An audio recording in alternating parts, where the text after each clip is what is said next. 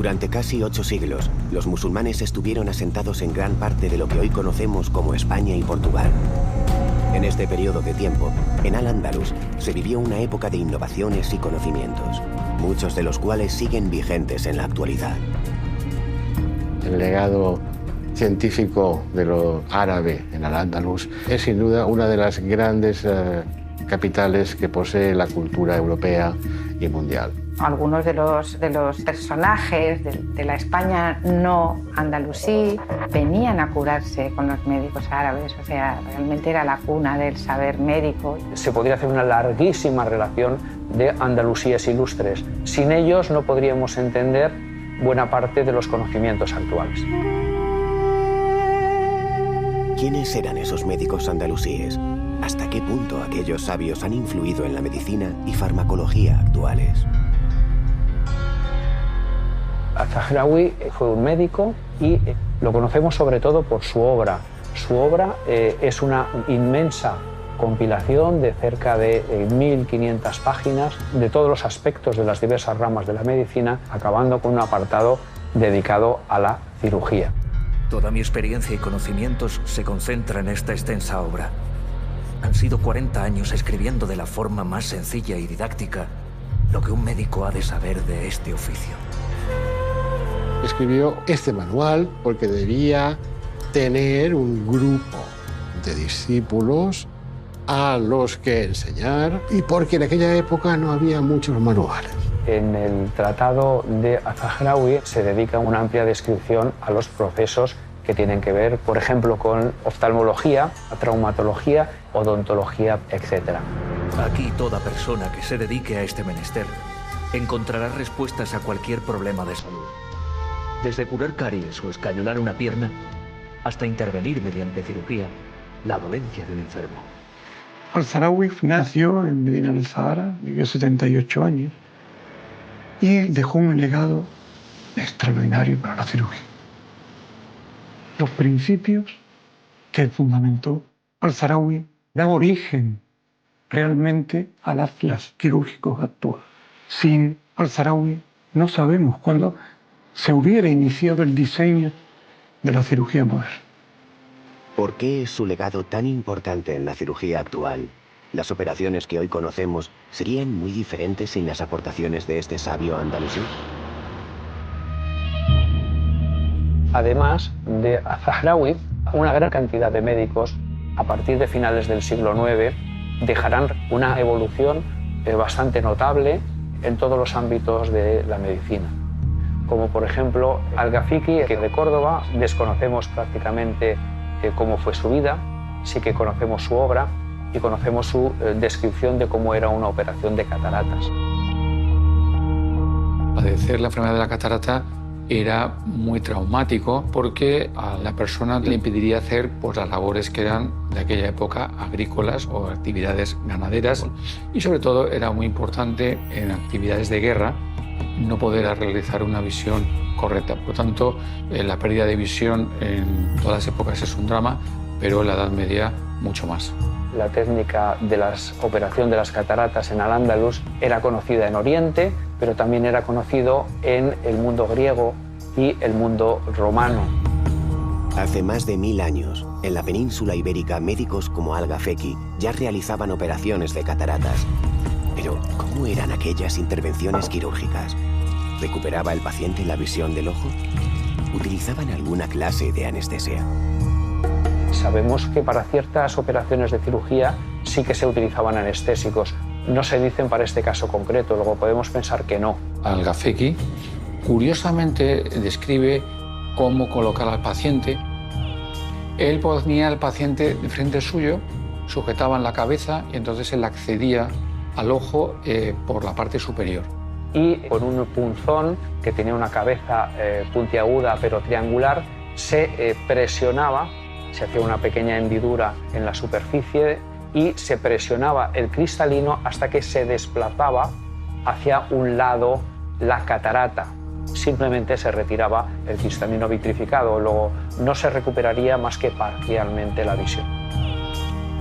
También explica detalladamente cómo hacer el posoperatorio, es decir, cómo tratar a ese paciente con manteca de cerdo, con aceite de rosas y el vendaje que había que poner para tener un postoperatorio que fuera menos traumático.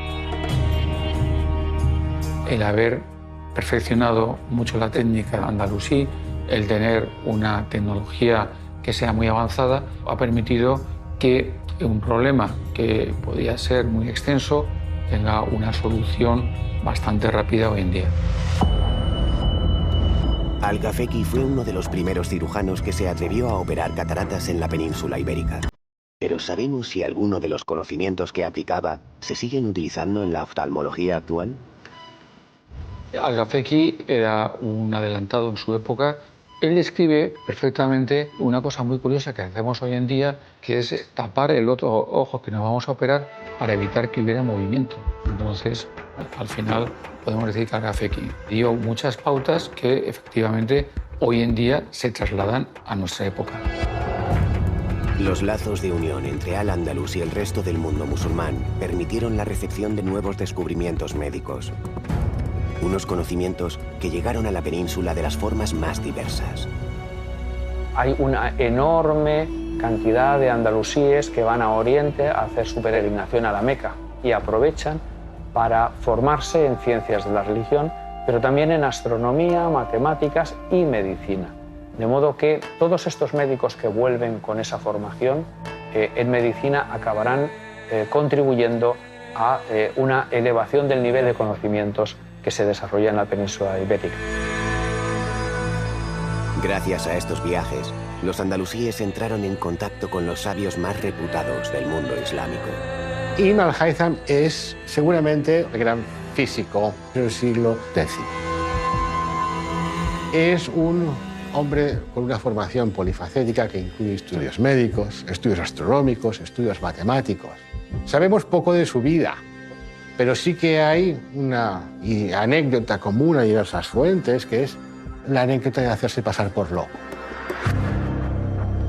Ibn al-Haytham pasó a trabajar al Cairo como matemático y pasó al servicio del califa fatimí al-Hakim. Allí le ofreció el proyecto de crear una gran presa para que controlara las crecidas del Nilo, pero cuando se dio cuenta que como ingeniería no podía desarrollarlo y ante el temor de ser castigado por este califa fatimí, pues él se hizo el loco y se encerró en casa. De modo que durante 6 años se dedicó en casa a experimentar con la luz. El experimento más famoso es el experimento de las velas. Y hace que varias velas proyecten su imagen a través de un agujero mínimo que da una cámara oscura. De modo que un rayo de luz se acaba proyectando en la pared opuesta al agujero la imagen invertida. Es el principio de la cámara fotográfica y el principio también de la cámara de vídeo.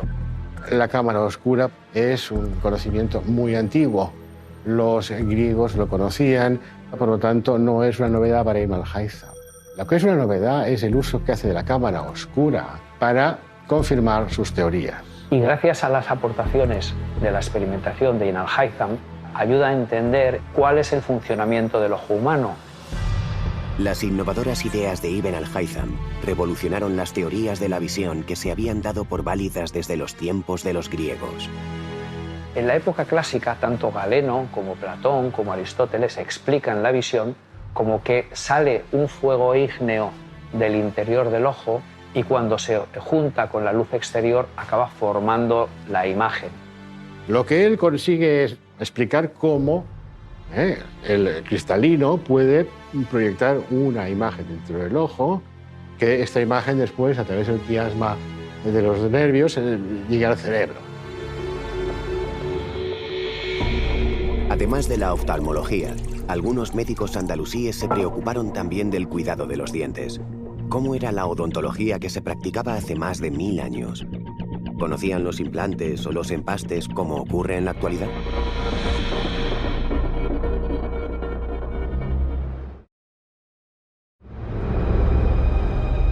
En el siglo XVI, Miguel Servet murió quemado en la hoguera. Su pecado: escribir varios libros que fueron denunciados como contrarios a la religión cristiana por sus posturas antitrinitarias.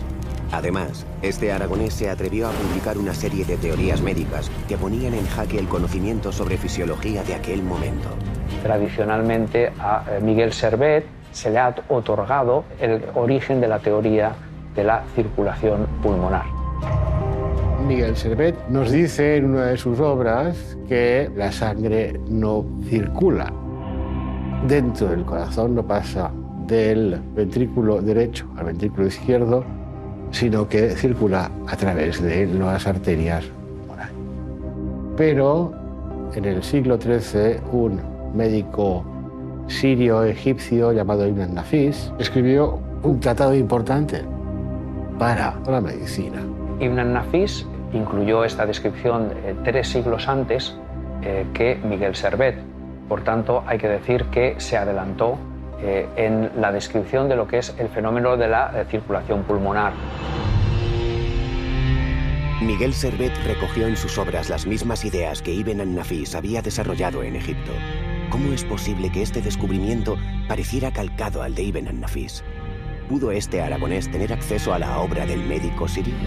¿O quizás fue una simple casualidad separada por más de 300 años? Es posible. No puede descartarse que Miguel Servet conociera una idea similar que había tenido en el siglo XIII el médico filósofo Ibn an-Nafis. Ahora bien, los expertos en Miguel Servet y en general en la medicina del Renacimiento no ven un vínculo directo. Es posible que sea una idea poligénica que ha nacido varias veces, más que no una idea transmitida. Hasta el momento no existen pruebas concluyentes de que Miguel Servet tuviera acceso a la obra de Ibn an-Nafis. Lo que sí sabemos es que tratados como el del cordobés Al-Zahrawi han contribuido al desarrollo de la medicina moderna. El Tratado de Al-Zahrawi es un documento de primer orden, porque nos explica lo que la medicina de la época era capaz de hacer. En el Tratado de Al-Zahrawi encontramos que se dedica una amplia descripción a los procesos que tienen que ver con la odontología. Al-Zahrawi aportó muchas cosas al campo de la odontología, empezando por la prevención. La higiene bucal fue en Al-Ándalus siempre muy cuidada como un aspecto más de la higiene personal. No solamente Al-Zahrawi le daba mucha importancia a la salud bucodental, sino que el pueblo en general, en Al-Ándalus, en aquella época, tenía como que era de vital importancia. El Corán prestaba muchísima atención a lo que era la higiene corporal. De hecho, era un precepto necesario para ser un buen musulmán. Además, los musulmanes tienen que enjuagarse la boca como 5 o 7 veces al día. Es decir, es necesario antes de orar el tener limpia la conciencia y limpio el cuerpo desde la boca hasta el resto del organismo. Con lo cual, esto es herencia del Corán. Cuando vemos los cementerios en Al-Ándalus y uno va a ver los arqueólogos, te sorprende cómo aparecen algunas caries, pocas, pero generalmente encuentras que las mandíbulas son bastante completas y bastante bien conservadas. Es decir, esa es la constatación real y efectiva de que esta higiene bucal era muy importante. Una buena limpieza de boca evita que los dientes se enfermen. Pero si, por desgracia, hubiera que extraer alguna pieza dental, hay que asegurarse cuál es la enferma, porque a veces el dolor engaña al paciente y se saca la muela sana. Al-Zahrawi entendía que había que tener mucho cuidado a la hora de hacer una extracción para que no se quedaran las raíces dentro del hueso, para que no se rompiera la muela, de manera que entendía que eso eran infecciones potenciales. En el Tratado de Al-Zahrawi encontramos tanto las restituciones de pieza o los implantes, como también los empastes. Resulta impactante saber que en el siglo X los médicos andalusíes usaban los empastes para salvar las piezas dentales de sus pacientes. Pero, ¿qué sustancias utilizaban? ¿Resistían tanto como los que utilizamos hoy en día? Tenemos delante las sustancias que utilizaba Al-Zahrawi para fabricar sus empastes y ahora voy a intentar recrearlo, voy a intentar simular lo que él hacía con sus manos con los mismos materiales o similares. Aquí tenemos almáciga, que es una resina que en este momento está en consistencia sólida, aquí ya la tenemos en consistencia líquida, y tenemos el alumbre, que es un mineral rico en sales que al mezclarlo pues tendrá una consistencia, se espera, similar a la de los empastes actuales.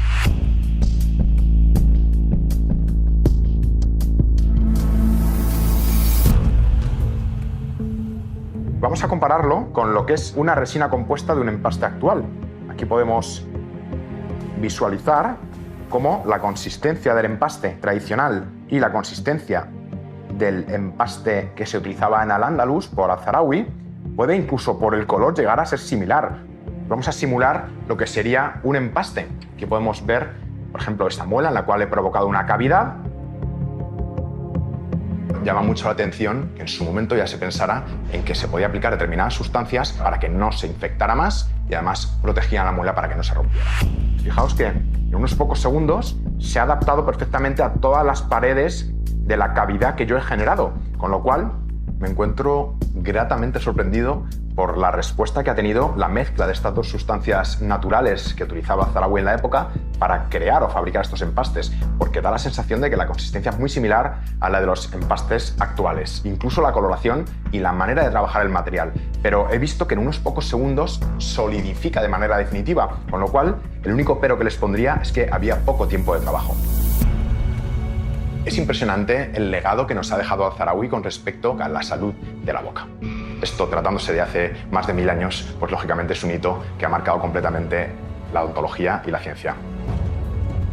Sabios andalusíes como Al-Zahraoui comprendían, como ocurre en la actualidad, que la higiene bucal prevenía el deterioro y la pérdida de piezas dentales.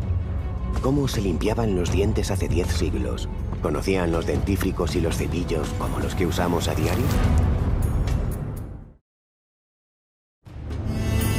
La higiene bucal fue en Al-Ándalus siempre muy cuidada como un aspecto más de la higiene personal.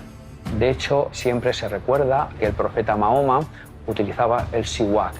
Un siwak era el cepillo que él utilizaba y que hacía con determinadas hebras y con determinadas raíces de algunas plantas con las cuales se cepillaba todos los días, muchas veces al día, antes de rezar. Pidió a la gente que le rodeaba que por favor incluyeran este cepillo de dientes rudimentario para que en esa nueva vida pues, pudiera seguir con su higiene al lado de su Dios, en este caso.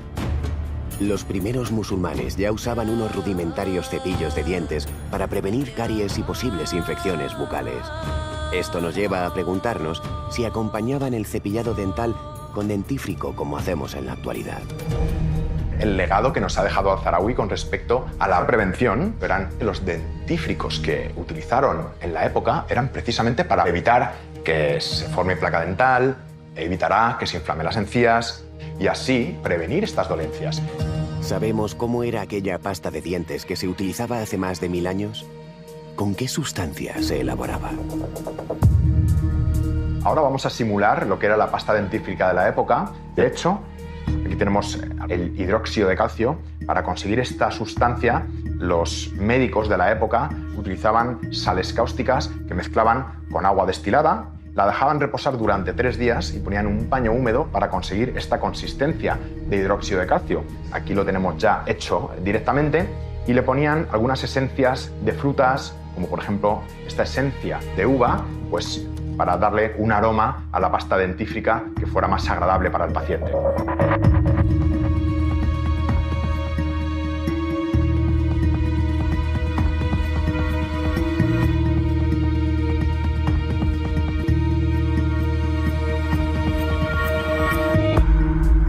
Aquí tenemos la consistencia de la pasta hecha con la receta de Al-Zahraoui en su época y vamos a compararla, por ejemplo, con cualquier tipo de pasta actual. Llama la atención que ya a simple vista el color y la consistencia es muy parecido. Y el aroma de la pasta también es agradable. Puede llegar a tener incluso similitudes con el olor de algunos dentífricos actuales. El resultado me parece sorprendente y de hecho yo, como odontólogo, no tendría ningún problema en cepillarme los dientes con esta pasta. Desde luego, mal no me haría. Esta pasta sería tan efectiva como la que puedo comprar en un supermercado. Como ocurre en la actualidad, el cepillo de dientes y el dentífrico ayudaban a los andalusíes a mantener una boca limpia y sana. ¿Qué ocurría cuando estos métodos no funcionaban y se perdía alguna pieza dental? ¿Qué tratamientos proponían los médicos de aquel entonces? Cuando un paciente perdía un diente, pues ciertos médicos de la época tallaban huesos de animales como si fuera un diente humano y los implantaban. Y entonces con hilo de oro o con hilo de plata, apoyándose en las piezas que están bien fijas, se iba hilando alrededor del diente. Lógicamente, estos materiales que utilizaban en aquel momento pues no son estables en el tiempo y además en muchas ocasiones fracasaban. Pero esta fue la base de lo que es la odontología actual. La medicina bucodental que se practicaba en Al-Ándalus podía prevenir y curar muchas enfermedades relacionadas con la dentición, pero ¿estaba al alcance de toda la población andalusí? ¿Las clases humildes también tenían acceso a estos avances en el campo de la odontología? A pesar de que era la época de oro de la odontología antigua, esta no era accesible a toda la población. En realidad, cuando alguien tenía un dolor de muelas, se iba a la plaza de su pueblo y el primer barbero que encontraba le arrancaba la muela cogiendo su cabeza entre las piernas para que el paciente no se moviera y arrancarle directamente la muela. Y esto hoy en día, por supuesto, sería una locura. Los médicos andalusíes aconsejaban a sus pacientes mantener una buena higiene dental como medida preventiva para evitar enfermedades bucales. ¿Qué otras recomendaciones daban los médicos a sus pacientes para cuidar su salud? La alimentación y la higiene son los dos primeros pasos, forman los fundamentos de la medicina preventiva. La verdad es que la dieta musulmana introdujo cambios revolucionarios respecto a lo que en aquel momento en España los pobladores, fundamentalmente visigodos, hacían, porque incorporó alimentos de mucha calidad. Incluso hay una anécdota preciosa de Sancho el Craso, Craso que significa gordo, que quería ser rey de Navarra, pero que con ese aspecto tan grasiento y tan poco noble no podía serlo, y su abuela lo llevó a la corte de Ramán III. Allí lo puso bajo tratamiento el médico judío Hasdain Saprut, que le mantuvo 40 días a base de infusiones y haciendo ejercicio. Al principio a caballo y luego haciendo ejercicio más intenso, de modo que perdió suficientes kilos para que pudiera recuperar y demostrar que no era una persona incapaz por su obesidad para ser rey. Los médicos de andalusíes tenían muy en cuenta la dieta. De hecho, ellos heredan el concepto griego de dieta como manera de vivir para prevenir enfermedades y para curarlas. Esas enfermedades, por ejemplo, respondían o bien a cálculos biliares o algún problema digestivo. Se trataba con un tipo de alimentos muy fácilmente digestibles, dietas blandas, se eliminaban las frituras, es decir, algo muy parecido a lo que ha persistido siglos después para tratar las enfermedades digestivas. Para los sabios musulmanes, una alimentación adecuada ayudaba a mantener una buena salud. Uno de sus médicos logró relacionar cada alimento con los beneficios que aporta a nuestro cuerpo. Abenzoar fue uno de los grandes sabios andalusíes. Él nace en el siglo XI en Sevilla. Él escribió el Tratado de los Alimentos, donde describía todos los alimentos, sus propiedades y cuáles eran buenos o malos. Él recomendaba, decía, como muy buenos todas las aves de corral, el cordero en cierta manera, también los lácteos fermentados, los pescados, y hablaba, bueno, pues de que las frituras en general no eran muy recomendables. Él habla a favor de los frutos secos, porque hay que comer todos los días de eso. Esto lo ha demostrado hoy día al máximo nivel científico, que el consumo de frutos secos mejora y previene la enfermedad cardiovascular, alarga la vida. Entonces ellos, al hacer que esto sea un alimento, están dándole la máxima importancia. A mí una de las cosas que me parece más interesantes, incluso a reivindicar hoy día, es que alguno de los grandes sabios andalusíes llega a decir que el comer mucho es el veneno más importante para un ser humano, ¿no? Porque lo intoxica. Los musulmanes sabían que la nutrición era una manera de prevenir y también de curar enfermedades. Pero si los alimentos eran insuficientes para sanar a un paciente, manejaban una larga lista de medicinas que contenían ciertas sustancias que aún se usan en la farmacología actual.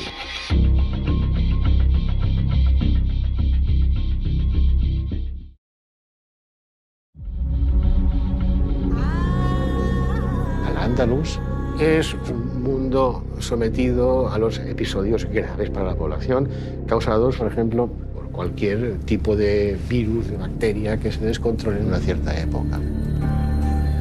De hecho, en los asedios medievales, mucho antes de que se empiece a pensar en la idea de contagio, los sitiadores lanzaban cadáveres, ropas de enfermos para que se infectaran.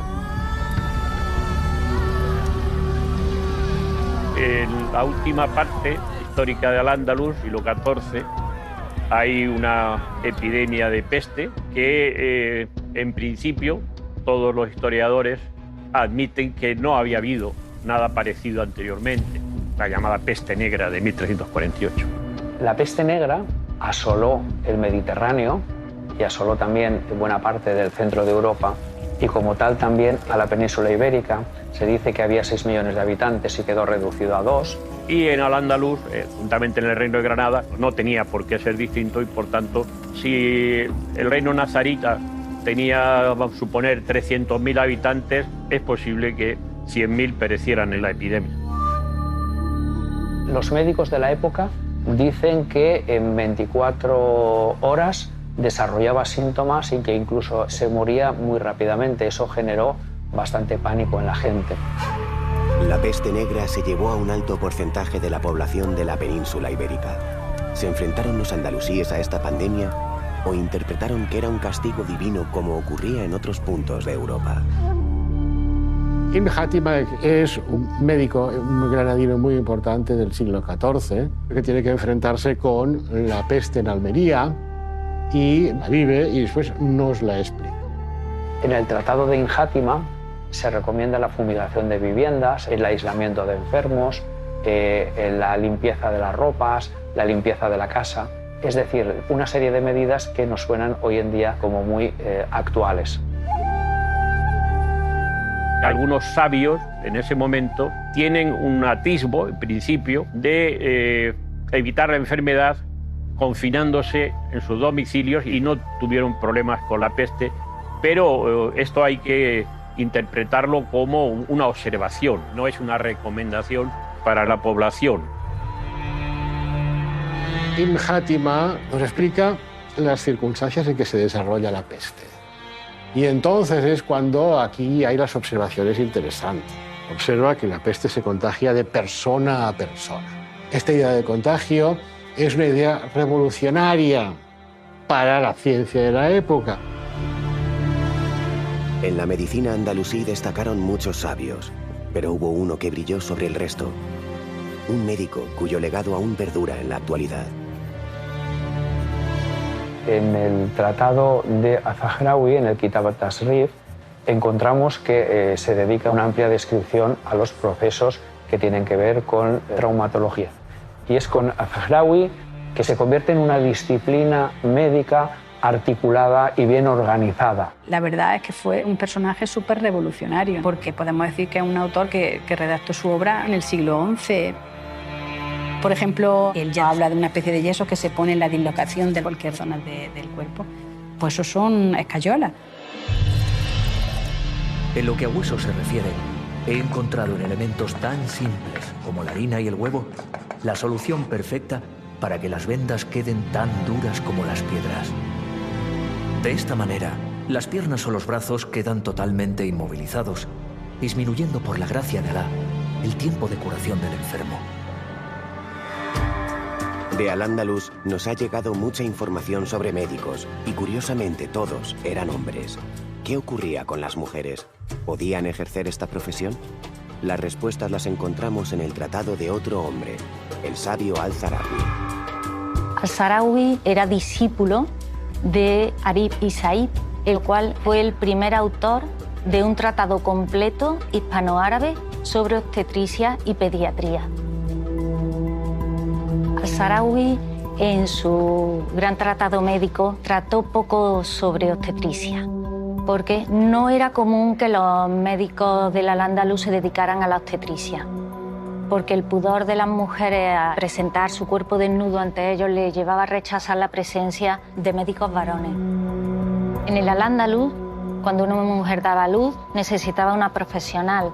Las kabilas eran las matronas hispanoárabes andalusí. Asistían al recién nacido en su nacimiento y asistían a la parturienta durante la cuarentena, a la que visitaban periódicamente. Estas kabilas iban de un lado para otro, no solo en las grandes ciudades ofreciendo sus servicios, pero también a la población rural ayudando cuando era necesario. Muchas de las formas de trabajar de la kabila árabe andalusí sigue vigente hoy en día. Con respecto al parto, se desarrollaba en la casa de las mujeres. La habitación tenía que estar ventilada, aromatizada. Las kabilas recomendaban que esperar a la ruptura de la bolsa, que se ha de hidratar la parturienta, que antes del parto ha de hacer ejercicio. Cuando la mujer estaba con la dilatación completa, la sentaban en una silla de parto. Nosotros disponemos de sillas de parto hoy en día y que pueden hacer que la mujer esté en posición totalmente vertical. O sea que muchas cosas coinciden con la forma de trabajar hoy en día. Socialmente suponemos que las kabilas árabes eran mujeres muy respetadas, simplemente porque eran las únicas a las que el juez, el cadí, podía llamar a testificar en determinados asuntos. Casos en los que el marido creía que su mujer no era capaz de concebir hijos y la quería repudiar. Entonces la matrona se encargaba de explorarla para ver si había algún tipo de malformación o algo que justificase que esa mujer no pudiera tener hijos. A nivel comercial también colaboraban en la valoración de las esclavas y no tenía el mismo precio una esclava que era capaz de procrear o de mantener relaciones sexuales que una que no lo tenía. Así que colaboraba en la fijación del precio de estas esclavas. Por lo tanto, era una labor muy compleja y variada. Además de la obstetricia, Al-Zahraoui investigó sobre casi todos los campos de la ciencia médica. Pero según muchos historiadores, fue en cirugía donde más destacó. Pero, ¿qué aportó realmente a las operaciones quirúrgicas? ¿Por qué es una figura tan respetada dentro de la medicina de hoy en día?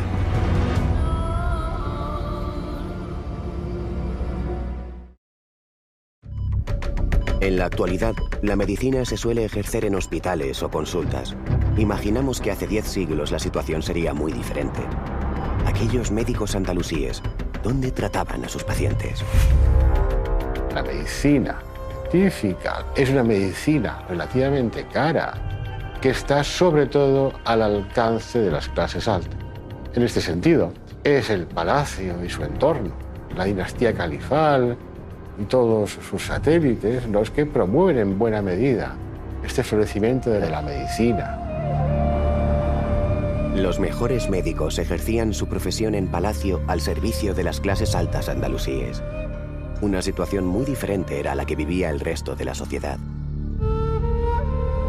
En Al-Ándalus, la población acudía a casa del médico y allí éste le pasaba consulta. Hay noticias de la larga fila de sillas que había en las consultas de determinados médicos y esto hablaba de la fama del mismo. Por otro lado, hay que decir que en Oriente encontramos desde el siglo IX y desde el siglo X esa proliferación de hospitales. Por tanto, el hospital viene de Oriente, del mundo persa. El primer hospital que se construye en Al-Ándalus es el Maristán de Granada. Un hospital que se construye muy tardíamente, ya en el siglo XIV. No se puede comparar con hospitales de Oriente que tenían capacidad para 3.000 pacientes. Podríamos pensar en principio que pudieran caber a lo mejor 300. Hay que decir que los hospitales que era para asistencia a los enfermos pobres, pero lo que podemos suponer es que era para asistencia a los enfermos, sobre todo dementes, lo que llamaríamos hoy en día un manicomio. De hecho, hay hospitales en Oriente que tenían salas para dementes, cosa que en el mundo cristiano los encerraban en una torre o los encerraban en una cárcel, no en un hospital, ¿no? Los maristanes conjugaban una estructura especializada en áreas quirófanos, dispensarios, áreas de atención a enfermos mentales, áreas de atención a distintas patologías, enfermos infectos contagiosos. Por consiguiente, fueron la esencia de lo que en la actualidad es el modelo de hospital universitario de máxima calidad científico, técnica y asistencial. En el mundo islámico, los hospitales ya se conocían hace más de 1000 años. Allí los médicos intentaban por todos los medios curar a sus pacientes. Pero, ¿disponían de fármacos adecuados para acabar con esas enfermedades? ¿Aquellas medicinas se parecían en algo a las que utilizamos hoy en día? Los inicios de la profesión farmacéutica con independencia de la medicina aparecen también en el mundo árabe, en Al-Ándalus. Los orígenes de esta farmacología hay que buscarlos sobre todo con la llegada del manuscrito de Dioscórides que envía el emperador Constantino a Terramán III. Este libro de Dioscórides contenía 600 recetas y preparados médicos. La materia médica de Dioscórides estaba como documento, pero no se había llegado a interpretar correctamente todos los contenidos, todas las drogas que allí se citaban. Y este es el papel un poco que juega el monje Nicolás, con su conocimiento de la materia médica original que le permitió hacer el papel de traductor. Y entonces empezaron a traducir todos los nombres que estaban del griego, a identificar todo ese tipo de plantas que había ahí descritas. Y eso fue, digamos, el punto de arranque de toda la explosión de conocimiento científico andalusí. La materia médica de Dioscórides supuso un punto de inflexión en la farmacología andalusí. Aquellos sabios ya sabían para qué dolencias se utilizaba cada planta. El siguiente paso era emplearlas de una forma precisa y correcta para lograr que los enfermos sanasen. Los jardines botánicos de Al-Ándalus se plantaban especies que iban a ser utilizadas como remedio o iban a formar parte de otros compuestos. Hemos encontrado libros de simples, me refiero a especies vegetales que por sí tenían ya una utilidad, y luego tenemos también otros documentos que son los libros de compuestos, donde se decían medicamentos con más de un simple. Los mejores fármacos siempre se elaboraban en palacio. Allí los médicos experimentaban con todo tipo de compuestos en su búsqueda de nuevas medicinas. ¿Pero consiguieron ampliar los conocimientos que adquirieron del tratado de Dioscórides? ¿Hubo algún andalusí que destacó en el campo de la farmacología? Ibn Wafid es una figura importantísima dentro del desarrollo de la farmacología en el siglo XI. Es un autor que nació y murió en Toledo, en la corte de los Dunnún. Se le conoce como un médico de un carácter eminentemente práctico. La aportación más importante, no la única, porque tiene varios libros, pero la más importante es el libro de la almohada. Este libro de la almohada recoge muchas recetas para todas las enfermedades que él describe desde la cabeza a los pies. En el libro de Ibn Wafid, de las 900 y pico recetas o medicamentos, hay al menos 200 drogas nuevas, 200 utilidades, partes, digamos, de una planta que se utilizaban para hacer un medicamento. El libro de la almohada de Ibn Wafid aportó numerosas recetas que suponían una novedad para la farmacología de la época. Si esta ciencia vivió uno de sus momentos más álgidos de la historia, el campo de la cirugía tampoco se quedó atrás. Los musulmanes asentados en la península ibérica llegaron a practicar intervenciones quirúrgicas que nada tenían que ver con la curación de enfermos.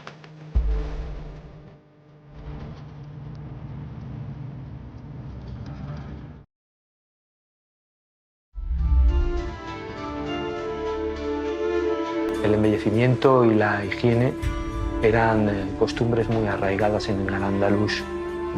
Un reino que formaba parte del Islam estaba indicado por las autoridades también religiosas, que las personas cuidaran mucho de su imagen y que estuvieran limpias, una parte importante en la sociedad.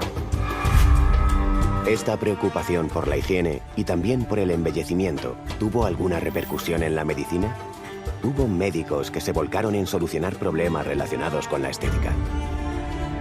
Si bien no era costumbre hacer intervenciones estéticas por embellecer solamente, sí había costumbre para hacer intervenciones con el fin de arreglar algo que estaba mal.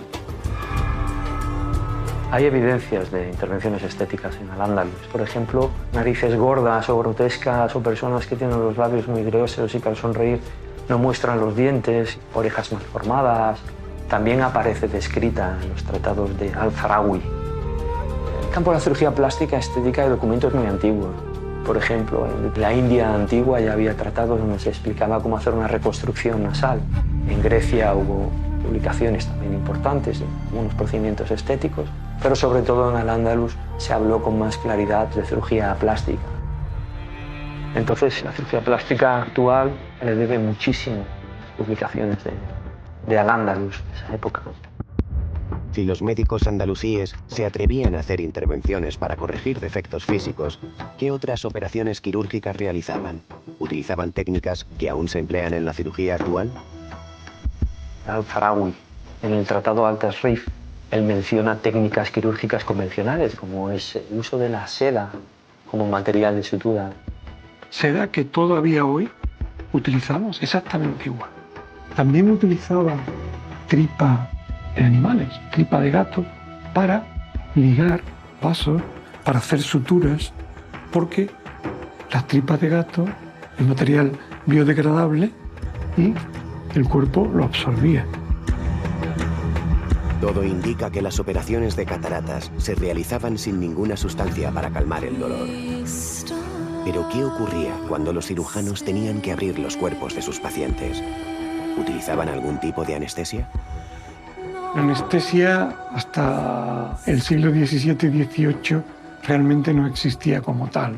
En estos tiempos lo que se hacía realmente era aplicar belladona, aplicar ciertas raíces que hacen de depresores del sistema nervioso central, alcohol y poco más. Y sujeción, mucha sujeción.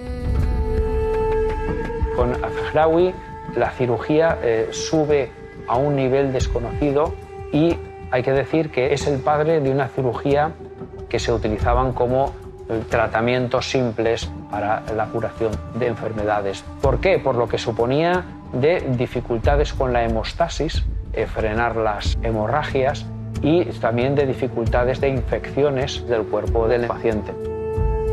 Y también habla de intervenciones mucho más complejas, de tener que llegar al tejido sano y eliminar el tumor en su totalidad, pero respetando o incluyendo parte de tejido sano para respetar que no queden raíces del tumor. Además de practicar este tipo de operaciones, muchos historiadores coinciden en que Al-Zahrawi fue el precursor de la cirugía moderna. ¿Qué le debe esta rama de la medicina a aquel sabio andalusí? ¿Cuál es la herencia que nos ha dejado? Al-Zahrawi, en su Tratado 30, que es el tratado de cirugía, que es valiosísimo porque allí incluye hasta 200 dibujos de instrumental quirúrgico de todo tipo. Y es una aportación muy interesante, teniendo en cuenta que son instrumentos necesarios para las muy diversas operaciones que se realizan. Una intervención quirúrgica jamás podrá tener éxito sin unas herramientas que le den seguridad al médico encargado. Es imprescindible que sean de buena calidad y con un buen acabado. Cuantas más tenga a su alcance, más seguro se sentirá el cirujano. En su tratado aparecen numerosos instrumentos quirúrgicos que hoy en día han sido reproducidos, además, por la industria moderna y que son de una utilidad tremenda. Estamos hablando de instrumentos que todavía usamos 1000 años después. Por supuesto, con otros materiales, con un diseño que hemos ido perfeccionando, pero en principio seguimos todavía en muchos casos el diseño original de Al-Zahrawi. Así vemos que entre una sierra de Al-Zahrawi y una sierra moderna con sus dientes absolutamente similares. Si nos vamos al terreno de los bisturí, Al-Zahrawi utilizaba bisturí muy pequeños, algunos para la cirugía ocular, otros para separar la piel, otros rectos, absolutamente rectos, para incidir sobre planos de diversas zonas anatómicas. Si nos vamos a los ganchos, o sea, aquí tenemos un gancho moderno y aquí tenemos los de Al-Zarawi. Si nos vamos a la cauterización, para cauterizar tenemos hoy día bisturís eléctricos que enchufamos a la corriente y que cambiamos. Este, por ejemplo, sería idéntico a los que aquí tenemos de Al-Zarawi. Idéntico, distintos tamaños, pero al fin y al cabo exactamente iguales. Pero hoy tenemos instrumentos que son muy similares. ¿En qué se diferencia este de este tan actual? Pues prácticamente en nada. Podemos decir que nuestra cirugía es una cirugía que brota hace 1000 años de la mente de este gran hombre. Los instrumentos que diseñó Al-Zarawi en el siglo X han servido de inspiración para la cirugía moderna. Un médico que dejó escrito en su tratado la forma de cauterizar heridas, empastar muelas o la manera correcta de escayolar piernas y brazos. Durante siglos, el tratado de Al-Zarawi se empleó como parte esencial de la formación de los médicos de toda Europa. Pero la aportación musulmana a la ciencia médica estuvo también protagonizada por otros muchos sabios.